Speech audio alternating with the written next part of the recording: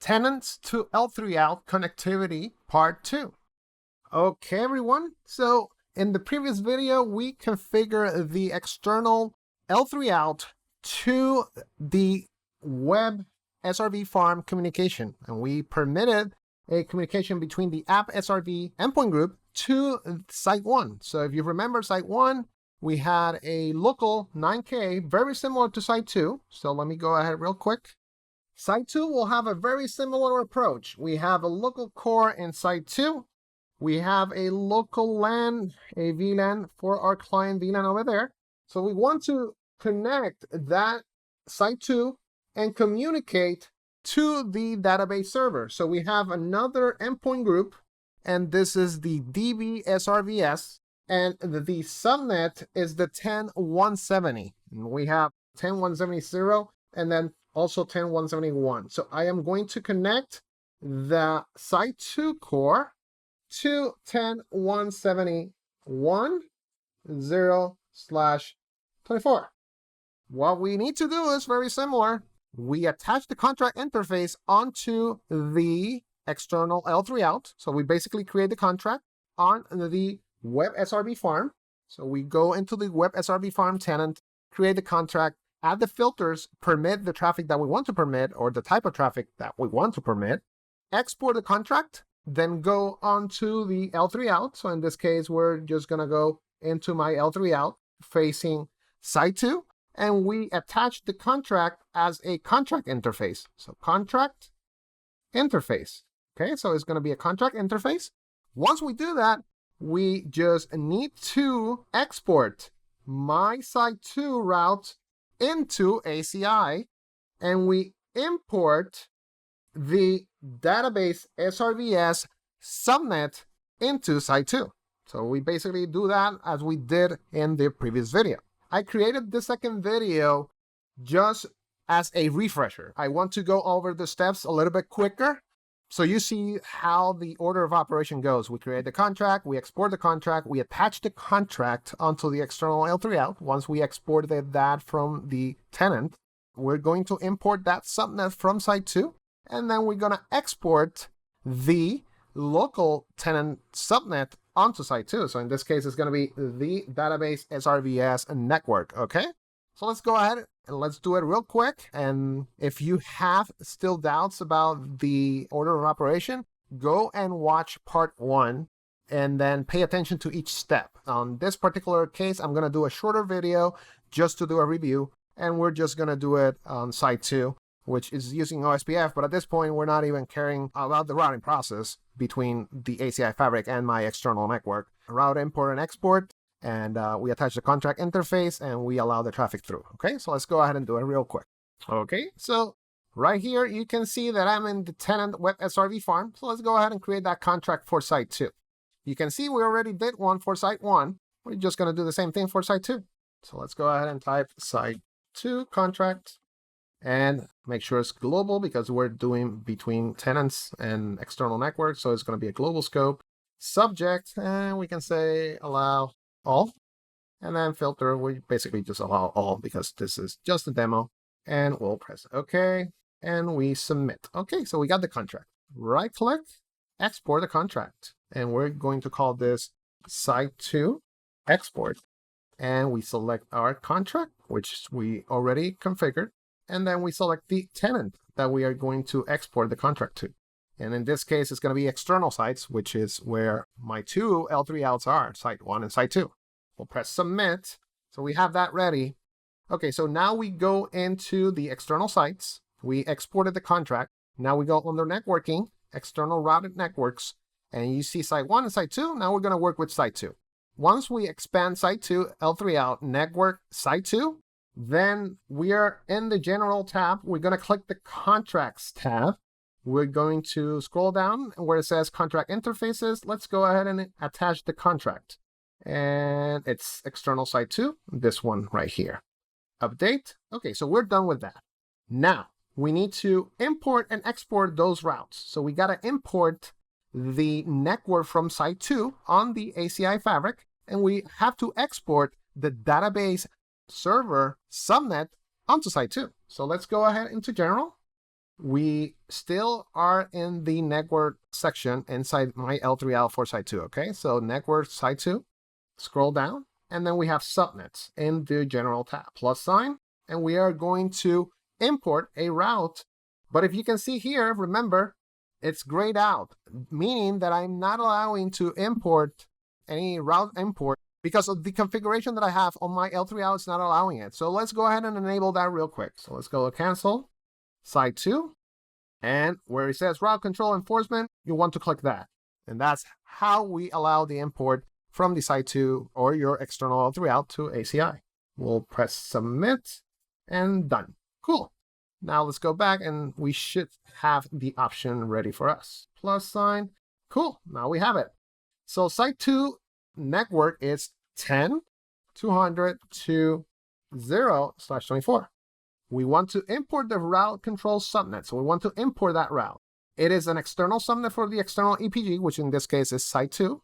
And we want to have a shared route control subnet, which means that it allows to have the subnet distributed into the VRFs. So as soon as we have a contract interface attached, then we can import and export those networks, or we can attach or advertise those networks. So that's basically what it's doing. So those 3 check marks, and we should be good to go. Press submit, and now we just imported the 10.200.0/24. Now I have to export the database subnet. So let's take a look real quick in the web SRV farm, application EPGs, database SRVs, and I got a subnet right here. And this will be the subnet that we are going to be exporting into the L3OUT. Let's go real quick to external sites, expand networking, expand router networks, expand site 2, and finally expand networks. Select site 2, and let's add another subnet. In this case, it's going to be 10.170.0/24. In this case, export. We want to export the database subnet out to site 2. Okay? We'll press submit.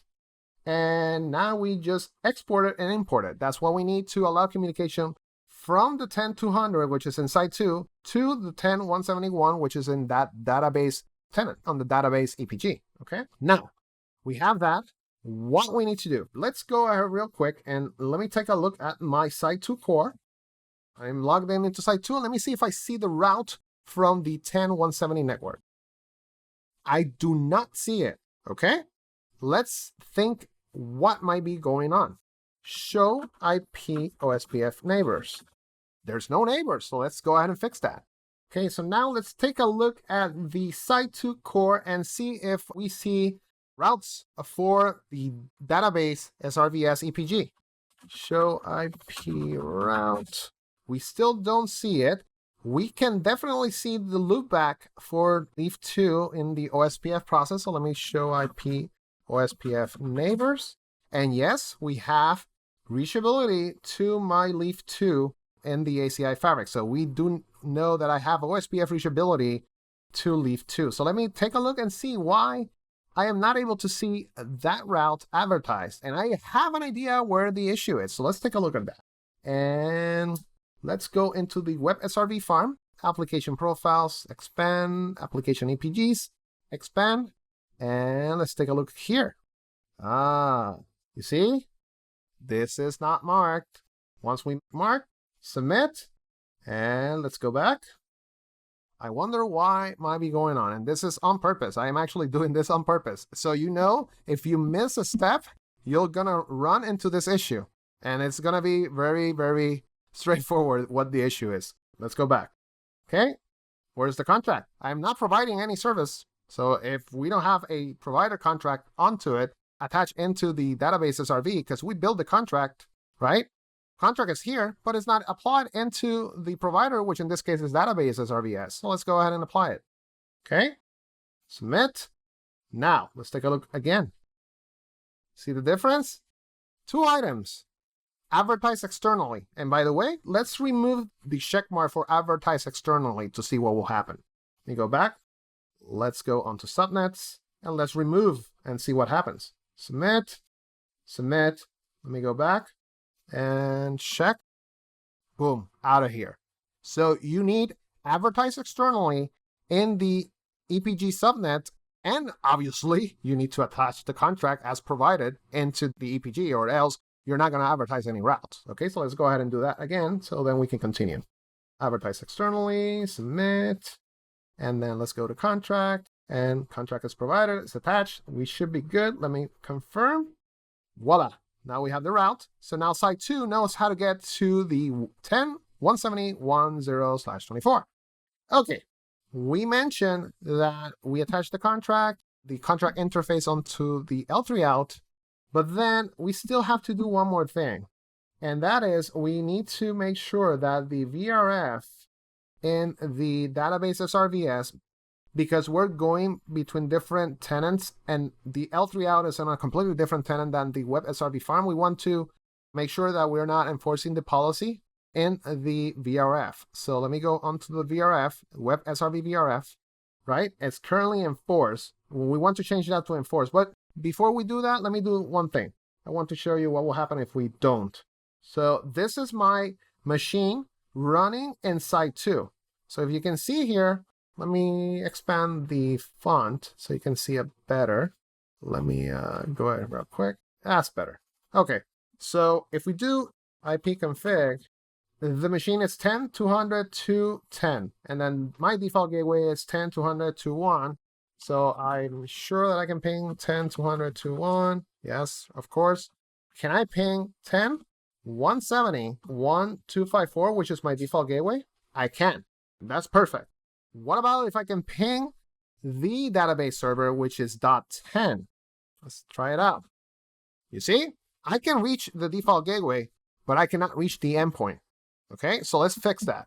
Okay, so this is I'm just booting up the server. Let me take a look and make sure that it has the right addressing. I know that this is database 1, but let me just make sure that we're good.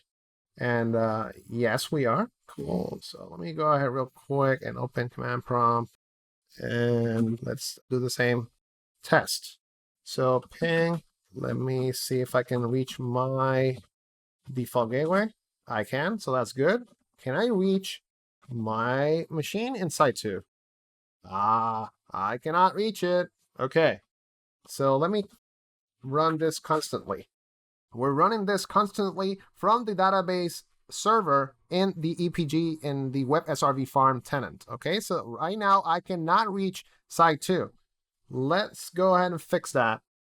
And this is my client in site 2. And we're going to start pinging the database server, which, of course, we cannot reach it.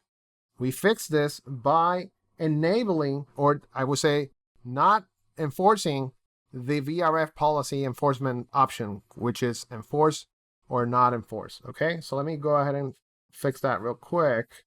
And we see enforce, change to enforce, because we're running between 2 different tenants, external L3OUTs going to a separate EPG, separate VRF. So we still have the contract. We can still block the traffic. It's recommended that if you have a scenario like this, your production EPGs should be defined with its own VRF instead of sharing a VRF. That will make configuration simpler, because then this is applied globally. So every single EPG that is attached to this will be with this setting. So you want to make sure that you have separate VRFs per EPG if you can. Okay. So now that we just changed to enforce, let me take a look and see how that looks. Look at that. Full reachability to my database server. That's one side of the equation. Should I also be able from the database server reach my server in site 2? Let's take a look at that real quick. I still cannot. Let's take a look and see why. So now that we see that we are not able to reach site 2, and I tell the engineers that I work with, that I assist, when you troubleshoot, don't go into a rabbit hole. Don't go into complex scenarios. Oh, my routing, it's not working. I have no BGP adjacency. You go crazy. You go into the rabbit hole. You never figure out what's going on. You start by the basics. I am able to ping from site 2, which, by the way, site 2 is a customer. Provider should have more rights than customer, you would think, right? So the provider of the contract should have more rights, but I'm still not able to ping. However, from consumer into provider, I am able to ping.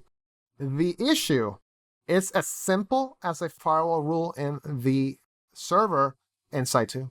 It's not even related to ACI. So let's go ahead and take a look at the settings, and you're going to see how we fix it. So the goal here is to show you that the troubleshooting steps, you go into the lowest level, go into the basics. Okay, I am not able to ping. Maybe the interface is down. Don't go into, routing processes or no. Start with the basics. Once you work your way up, then you start going into the more complex details like adjacency, routing, issues, and such. But let's start with the basics. So let's go ahead and take a look at that. So I am in the Site 2 server. Let me go ahead and show you. So I am able to ping just fine that database server, but the database server cannot ping me. So if we expand real quick and go to Windows Firewall, it's enabled. So let me just do this. And let's go back. You see now? You see the difference? We did not even have to touch ACI at all. We did not have to touch the contracts. No setting whatsoever in ACI. Literally, Site 2's computer or PC or endpoint had a Windows Firewall enabled that was not allowing inbound ICMP. That was it. That was the issue. So now we have full reachability from Site 2 to the database EPG. Follow the order and you should be good to go. Okay, everyone, in our next video, we're going to take a look at using an ACI fabric as a transit network between two L3 outs. Thank you for watching.